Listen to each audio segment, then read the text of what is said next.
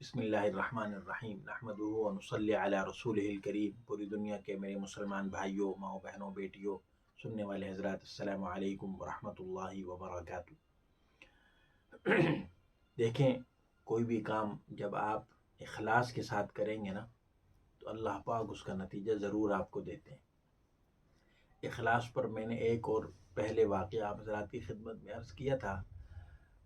غالباً ابو اللیث سمرقندی رحمہ اللہ سے کسی نے پوچھا تھا نا اخلاص کسے کہتے ہیں، تو انہوں نے فرمایا تھا کبھی بکریاں چرائی ہیں، جب بکریوں کو تم چرا رہے ہوتے ہو اور بکریاں تمہاری چاروں طرف چر رہی ہوتی ہیں اور نماز کا ٹائم ہو جائے اور تم نماز پڑھنے لگو، تو نماز پڑھنے کے بعد کیا تمہارے دل میں یہ بات آتی ہے کہ بکری میری تعریف کرے گی کہ بہت اچھا سجدہ کیا، بہت اچھا رکوع کیا، بہت اچھا قیام کیا، بہت اچھی نماز پڑھی؟ انہوں نے کہا نہیں، کہا اس کو اخلاص کہتے ہیں۔ تو آج بھی اخلاص پر ایک بہت ہی خوبصورت واقعہ لے کر حاضر ہوں، آپ سنیں گے تو ایمان تازہ ہو جائے گا اور اللہ ہمیں ایسا اخلاص عطا فرما دے۔ کاش کہ ہمارے اندر بھی اسی طرح اخلاص آ جائے۔ حضرت عبداللہ ابن مبارک رحمہ اللہ ایک بار حج کرنے کے لیے تشریف لے گئے۔ حج سے فارغ ہوئے تو حرم شریف میں کچھ دیر کے لیے سو گئے۔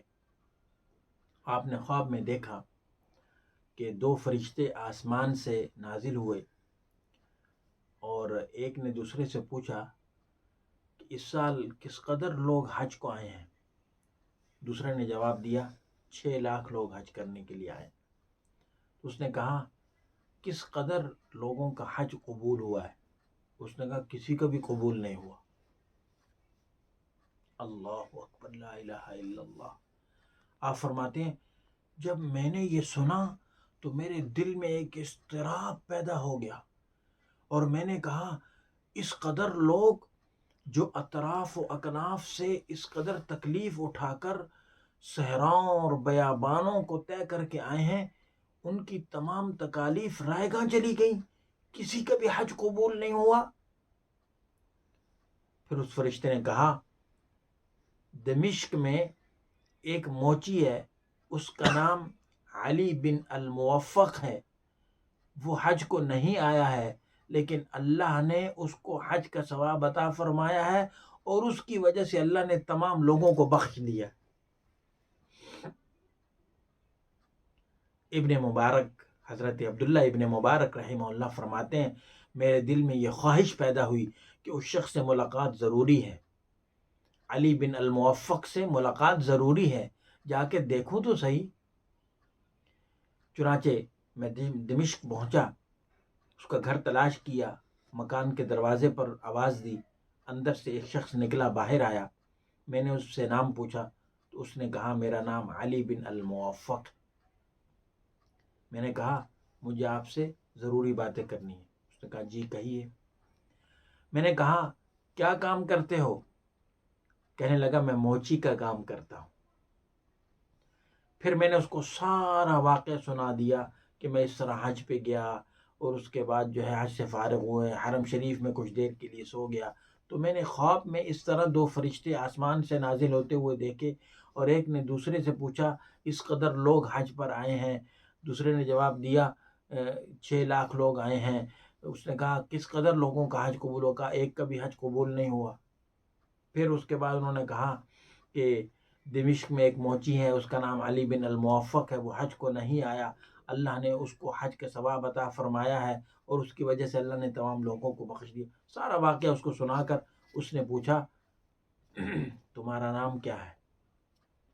اس موچی نے عبداللہ ابن مبارک رحمہ اللہ سے پوچھا تمہارا نام کیا ہے؟ میں نے اپنا نام بتایا عبداللہ ابن مبارک۔ یہ وہ سن کر بے ہوش ہو گیا، نام سن کر بھی موچی بے ہوش ہو گیا۔ جب ہوش میں آیا تو میں نے کہا مجھے اپنی حالت سے آگاہ کرو۔ انہوں نے کہا مجھے 30 سال سے حج کی آرزو تھی، تمنا تھی، خواہش تھی، میں نے اس مدت دراز میں 3000 درہم جمع کیے اور اس سال حج کا ارادہ کیا کہ 3000 درہم جمع کر لیے ہیں، اس سال حج کو جاؤں گا۔ ایک دن میری بیوی نے جو حاملہ تھی مجھ سے کہا، ہمسائے نے مجھ سے ذکر کیا، ہمارے پڑوس میں ہمسائے رہتے ہیں، کہ 3 رات دن سے میرے بچوں نے کچھ نہیں کھایا ہے۔ آج اتفاق سے میں نے ایک مردار گدھا دیکھا، اس سے حسب ضرورت کچھ گوشت کاٹ کے لے آئی اور وہ کھایا۔ علی بن الموفق فرماتے ہیں کہ جب میں نے یہ سنا تو میری جان کو ایک آگ سی لگ گئی، تکلیف ہوئی۔ میں نے وہ 3000 درہم اٹھائے اور اس پڑوسی کو جا کر دے دیے اور کہا اس سے اپنے بچوں کا گزارا کر لو، میرا یہی حج ہے۔ اور اللہ تعالیٰ کی خاص عنایت ہے کہ میرے خلوص نیت کو دیکھ کر بغیر ادائیگی حج کے اللہ تعالیٰ نے مجھ کو یہ ثواب عطا فرما دیا۔ میرے دوستو، میرے مکرم سامعین، سننے والے حضرات، ماؤں بہنوں بیٹیوں، پوری دنیا کے یوٹیوب کے سننے والے پڑھنے والے، غور کیجئے آج ہماری کیا حالت ہے۔